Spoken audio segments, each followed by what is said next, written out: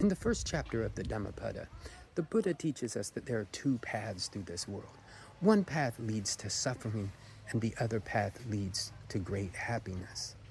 The verses are paired up. It's actually called yamaka, the pairs. The first verse presents what happens if we speak or act with a negative mind, a paduta, negative, spoiled, corrupt. And the second verse tells us what happens if we speak or act with a positive, bright, happy mind, pasana.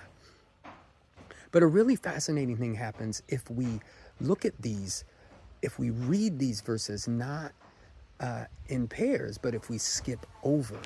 So for instance, if we start with verse 1, we can read verse 3. We all have to read verses 5 and 6. They go with either path, and then verse 7, 9, 11, etc. Or we can start with verse 2, the positive path, the path of light, the path that leads to life.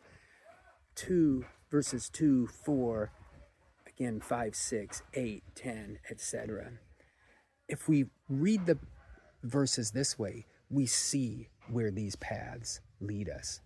And actually, in the second chapter of the Dhammapada, the Buddha starts to talk about vigilance.